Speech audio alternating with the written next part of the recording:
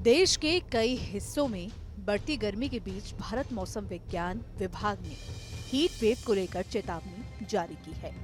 IMD ने कहा है कि प्रायद्वीपीय यानी कि दक्षिण भारत और पूर्वी भारत के कुछ हिस्सों में अगले 2 दिनों तक हीट वेव की स्थिति रहने की आशंका है।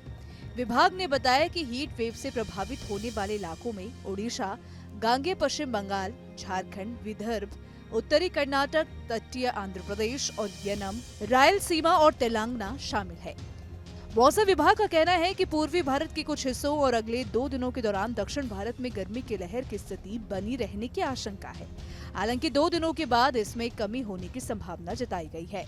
आईएमडी के आंकड़ों के अनुसार महाराष्ट्र और ओडिशा के विदर्भ के अधिकांश हिस्सों के साथ साथ रायलसीमा, छत्तीसगढ़, झारखंड, गंगे पश्चिम बंगाल, मध्य महाराष्ट्र, तटीय आंध्र प्रदेश और यनम के कई हिस्सों में अधिकतम तापमान 40 से 43 डिग्री सेल्सियस के बीच पहुंच गया है। इसके अलावा उत्तरी आंतरिक कर्नाटक, तेलंगाना और तमिलनाडु में भी ऐसी स्थिति देखने को मिली है। ये तापमान सामान्य सीमा से 2 से 4 डिग्री सेल्सियस ज्यादा था।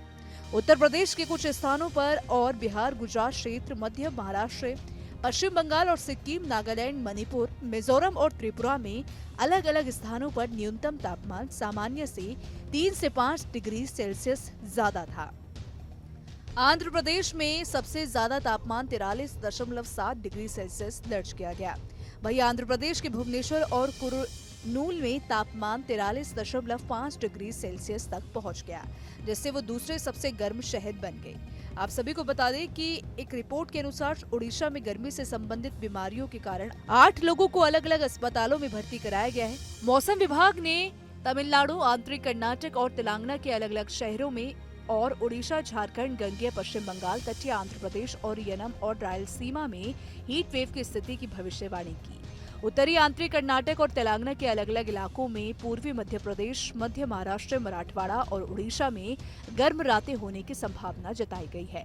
आईएमडी के अनुसार हीट वेव तब होती है जब हवा का तापमान उस स्तर तक पहुंच जाता है जो संपर्क में आने पर मानव स्वास्थ्य के लिए खतरा पैदा करता है।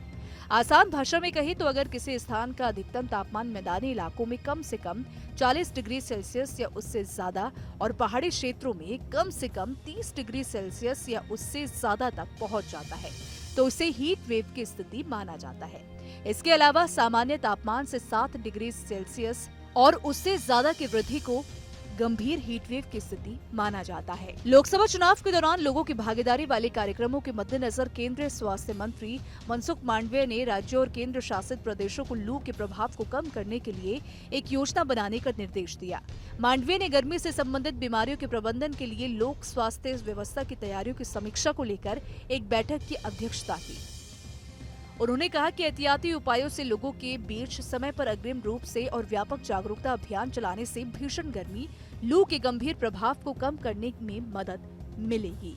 आप सभी को बता दें कि अप्रैल की शुरुआत से ही देश के कई हिस्सों में तापमान 40 से 42 डिग्री सेल्सियस तक चला गया है, जिससे लू का खतरा अब और भी ज्यादा बढ़ गया है।